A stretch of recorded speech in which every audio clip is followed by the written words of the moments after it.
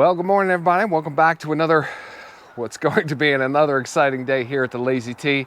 I was out this morning, ran down over the hill and got some gravel this morning. So first order of business is to get this gravel into our hole here, level that out, get the form squared away, level and in the right position for us to do that. So we'll get that in there today.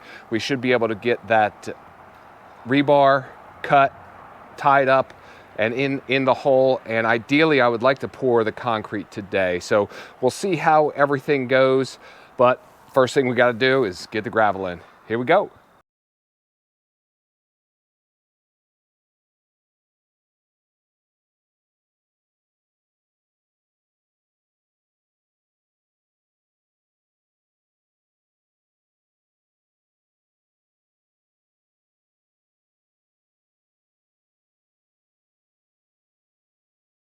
All right, guys, managed to get all that rock down into the hole here. Used every last bit of it there. That was supposed to be a half a ton is how they sell it. So I used a stake here in the middle, and that marked out at, I think, about 4 or 5 inches there. So I need to start squaring up my form that I'm going to use to pour the concrete in now. So I'm probably going to tamp down this gravel a little bit. I've got a tamper up there, a little hand tamper. I'll probably do that a little bit.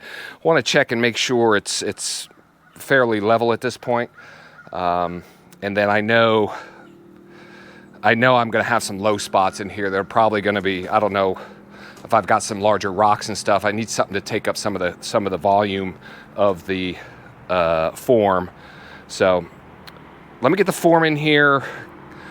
I've got the edge of that form should be about 20 inches away from the front of where my stringer attaches.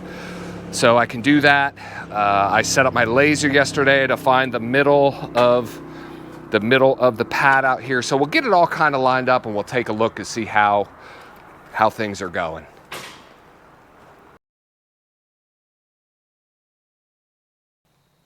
So when I set this laser up, it not only is aligned on the porch here, it also goes through the cabin.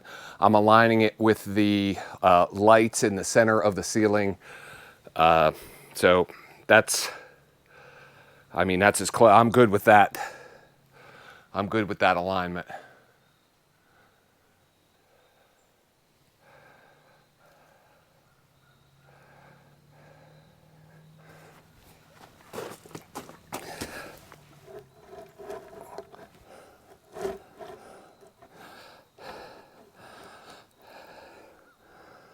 So I've got the center of the form marked on both sides here, just to kind of help that line up. So that is centered left to right to the front of the cabin.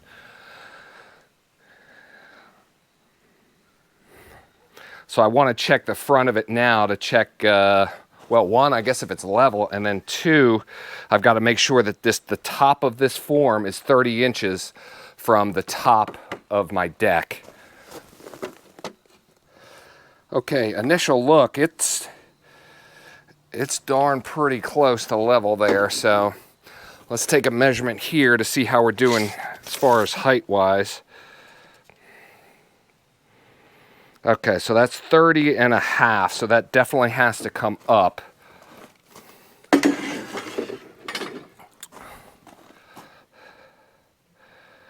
And this side here is just over 30 and 9/16. So it all has to come up a little bit. So I think at this point I'm going to tamp it down, and then I will use some of the gravel in the middle to help lift up these edges and these corner pieces. Because once I get the form set, square to the front of the cabin, square left and right, and at the right elevation, I really don't want to move it. I have my stakes that I'm going to use to help support the form.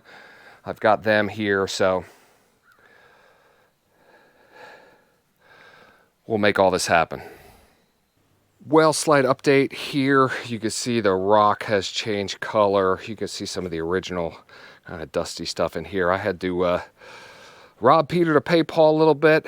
Went around, grabbed some extra gravel. It was kind of sitting around in different places, and added some into the middle here, so it's not I'm not really fighting the form itself. So just wanted to show you some of the things of how I'm trying to align this pad to the cabin.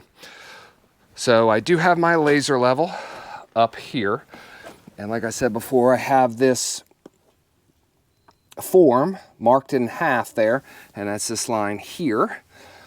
And I also have a plumb bob sitting here off the end of this level, and that is set out at 20 inches from the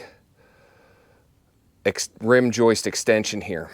So when the stringer is put on, where it starts to touch the concrete is about 22 inches from the wall, from the joist. So if I come back, if I bring the form back to 20 inches, I'll have 2 inches behind my stringer to where the concrete will begin. So this plumb bob right now is set at 20 inches from the wall. So I'm going to use that on both that corner as well as this corner here. So that will get me the right distance from the wall, all while at the same time, you know, maintaining center, keeping the form level in all planes. So this is just part of the process here. I'm sure there's an easier way to do this. I just don't know it. So we're going to make it happen. Well, I've been out here fitzing and fumbling around for probably a good 30 to 45 minutes, just checking, double checking, level, squareness, lasers, all sorts of stuff going on out here. Plumb bobs, it's really off the rails, but it looks fantastic. And it's about as square and as level as it's gonna get for sure. So like I was saying, let's see, how can I show this to you here? So the end of the form is 20 inches away from the cabin itself. The stringer actually starts at 22 inches. So this will give you a good idea of how this is going to look. So with the stringer plumb here against the extension, the rim joist extension here, it'll come down and actually make contact, because this is 30 inches, and you see that I have about 2 inches where the concrete's going to start, and then where the actual stringer is going to come in contact with the concrete. So that's how these are going to sit. That being said, the area in front of the stringer from this point forward is 37 inches of concrete. So I've got the code requirement of 36 inches. So I'm absolutely fine with that. So I've been running around just doing circles with my little hand tamper here. It looks great. I've got good depth, I think, with the rock. I'm going to start cutting that rebar, getting that kind of laid out. It's only about 1 in the afternoon right now. I've got to do some setup to get the mixer down here, some water and things like that. So we're going to play this by ear, whether or not we're going to pour concrete today.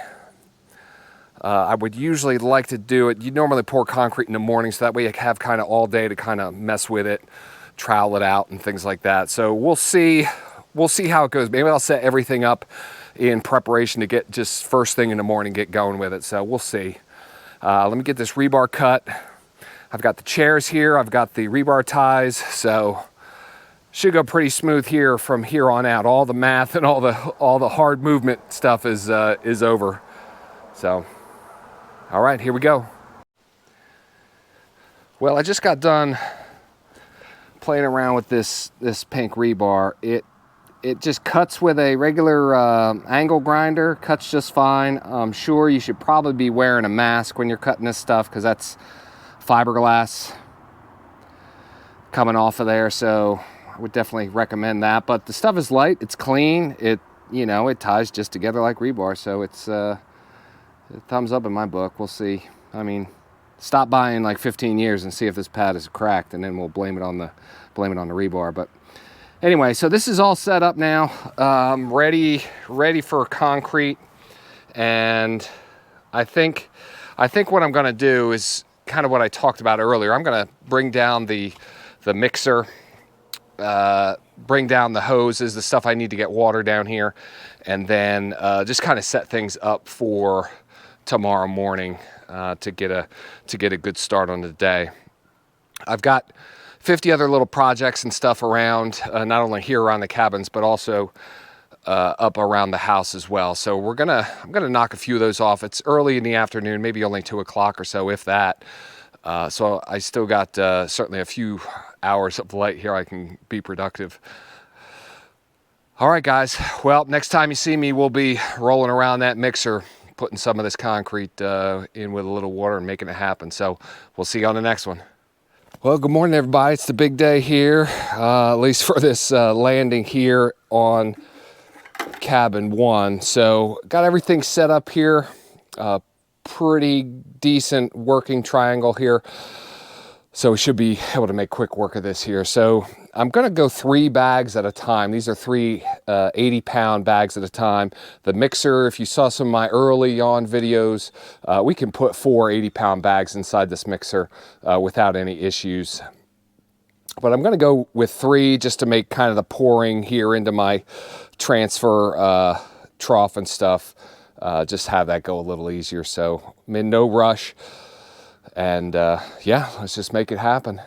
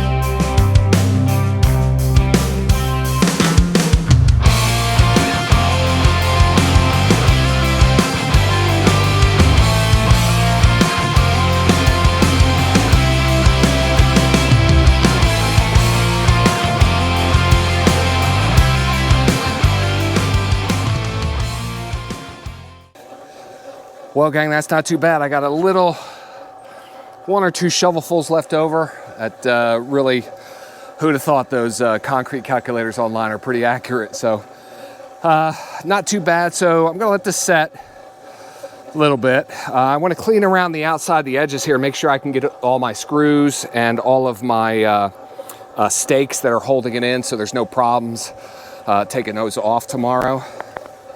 And then I'll start to trowel this out. I'll float it, trowel it out, and get it going. Looks really happy the way that went. Yeah, we'll see how it turns out. All right, guys, it's been about 30 minutes or so since we got this poured. So I ran just a really light float across it, just almost like a handheld bowl float type thing, just to kind of knock the aggregate down a little bit. And it's really shaping up pretty nice.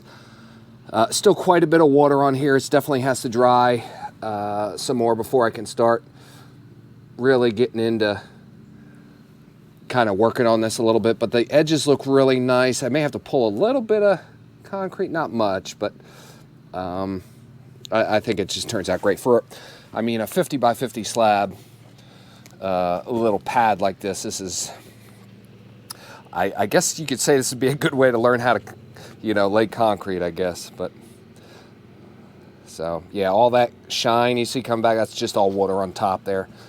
So all right, we'll check back in a little bit.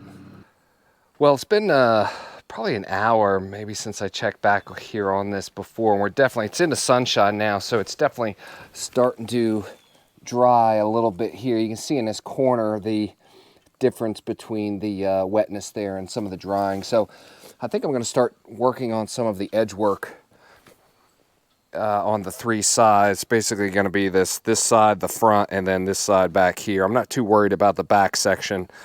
That's going to be underneath the steps itself. So might start to do a little bit of that, and we'll kind of see how it goes.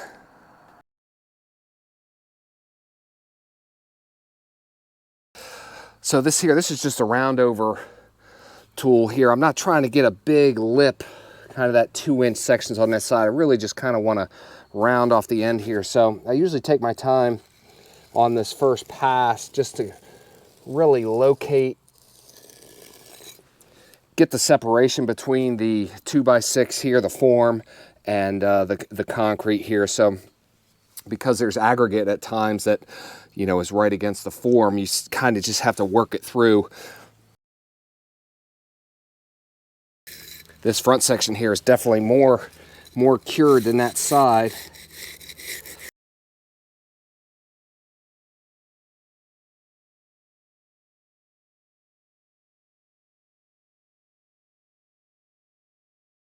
All right, guys, you can see here from the reflection or lack thereof, most of that water is kind of dried off the top there. And we're going to go ahead and start working it over here a little bit. I did go back and round the edge in the back here, if for anything, just a little practice. But that's fine. So I'm going to start working this with a trowel a little bit, see how it goes. I was actually over on the driveway, over kind of down in that direction there, working on the drainage. My drainage I cut out with the excavator the other day, so needed some touch up. I had some roots. I used my Pulaski there to kind of chop those out, and it works real well. So I'll set you guys up here and we'll get to work.